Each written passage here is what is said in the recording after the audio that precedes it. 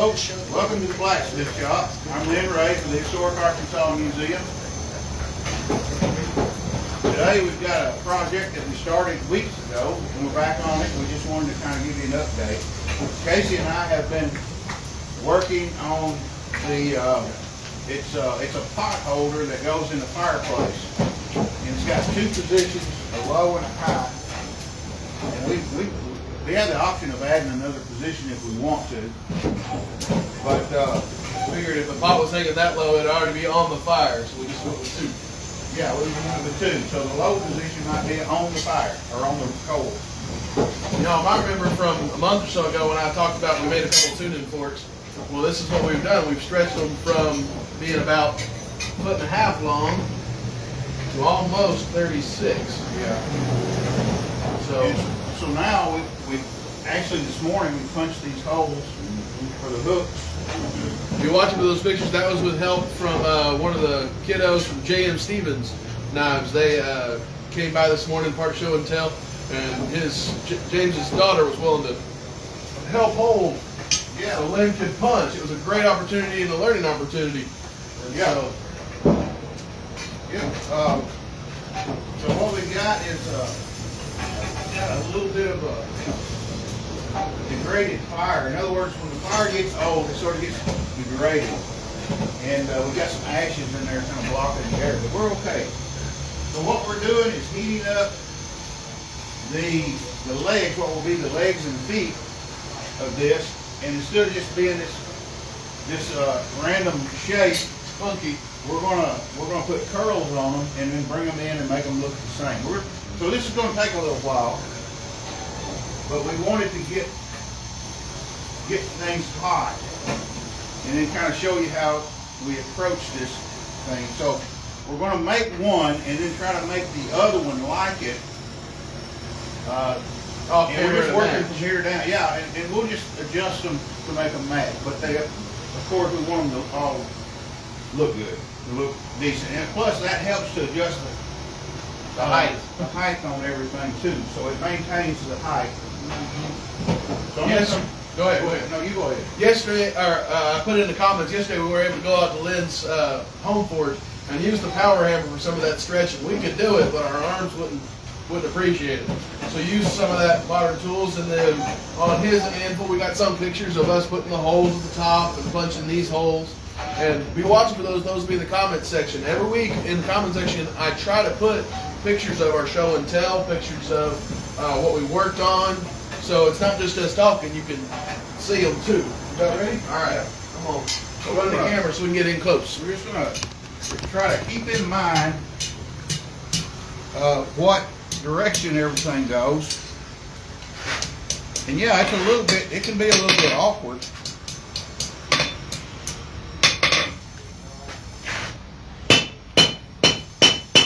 But we're just going to bring that in, and then we're going to, so we'll just roll that up, kind of like so. And if I need to adjust it, then I will, no problem. So the actual,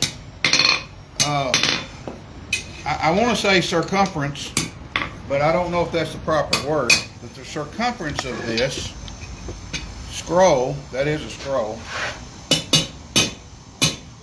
I kind of want to make it match that, and so that there's some rhyme and a reason for these shapes. We've got a little flat spot right there that I don't like, but I'm gonna warm it up.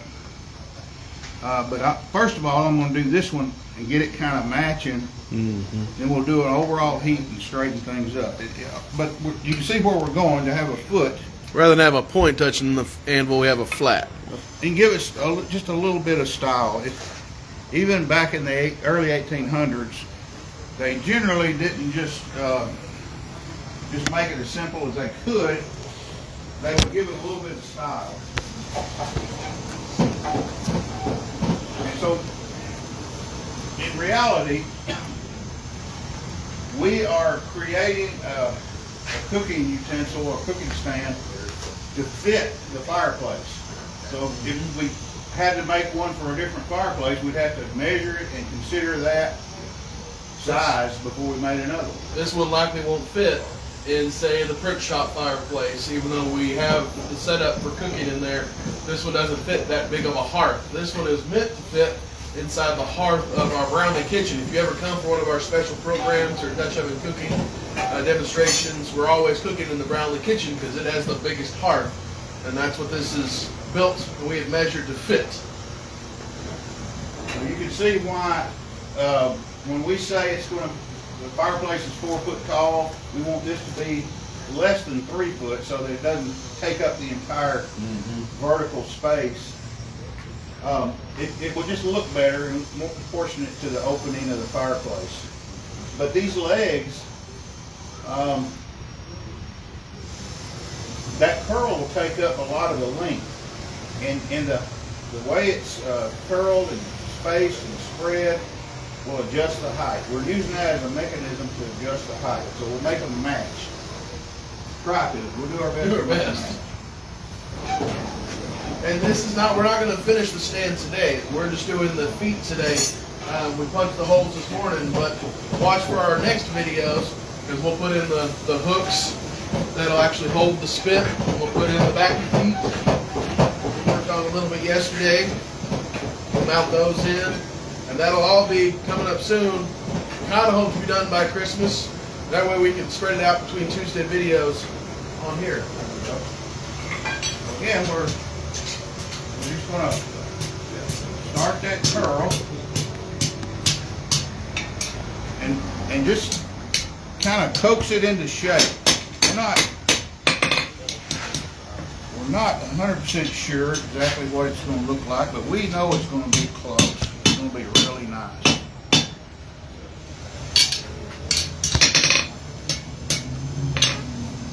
So we're getting there. Let's tuck that in just a little bit, and then we'll start dialing this in.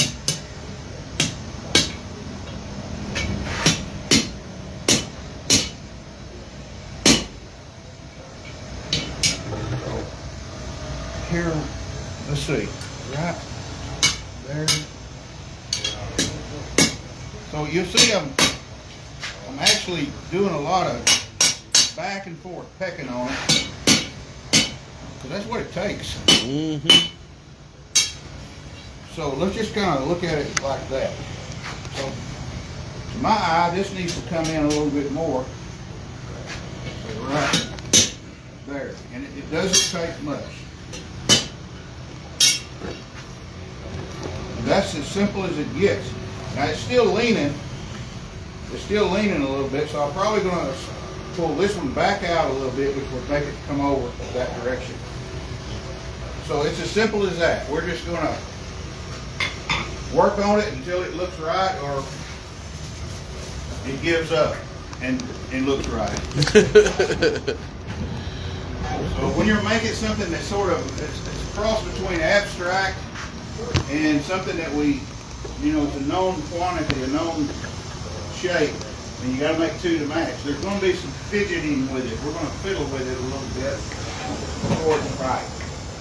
But all in all, it's going to look nice. Now, from a historical standpoint, we've seen many of these that are mounted into the wall, like the crane like we have on the side of the forge, or some that stick into the dirt. We have brick on the bottom of our hearth around the kitchen, so we've had to kind of engineer for a freestanding stand. Whatever. We've had to reverse engineer. Okay, how are we going to make this look good, function well, and meet our needs? Yeah. That's looking great. Yeah, it's getting there. I see that this one needs to come over to match a little bit, so that'll make it stand up better. This one is more vertical in this section, and this one's more splayed out just a little bit in that section. When it comes over, it'll stand up better. We'll simply get it to where it looks good to us, and we'll let it cool off, and then we'll work on the other one and make a match. And we may have both of them hot at some point at the same time. That's okay. That is A-okay to do that. These are not machine made, they're totally by hand and eye. And if there's any adjustment that needs to be done, we just simply hit it up and move it. And, good enough. Is that correct? We want it right, of course. But perfection is not what the blacksmith, he could get real close, and with most eyes it is perfect. But you put a caliper on it, it's not perfect. There is an art to it, no pun intended.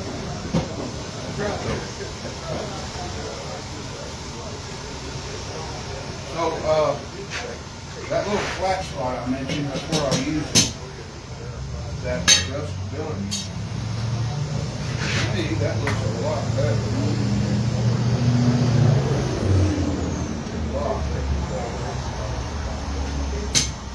So now our goal will be to make it match.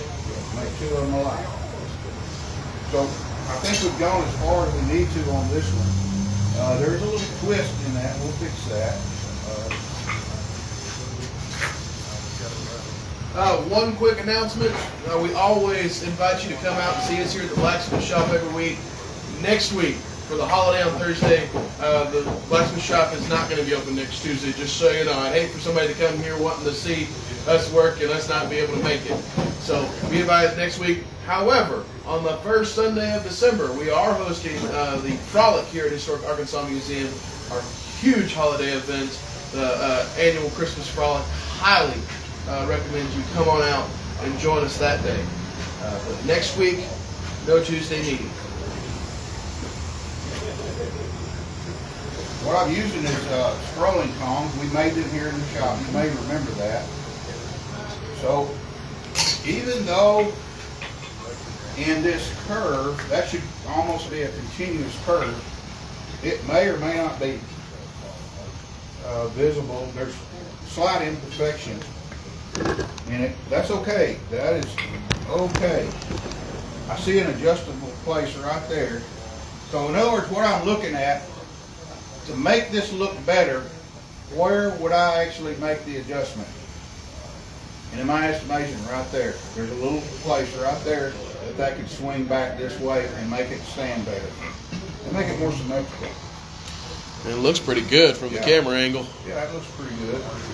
Or you're a little off. I may be leaning sideways that's right. a little bit. Yeah, that's what Casey said. He's always there in my support. So we'll let that cool, and then make the other one sort of to match it. And we'll get them close enough to where they look like a pair. So, thank y'all for being with us. We got a good show and tell today, and we'll be following up with some pictures on Facebook and Instagram, and we're just going to carry on. So, thank y'all for being with us. The Historic Arkansas Museum and Casey Marshall. I'm Lin Rhea. All right.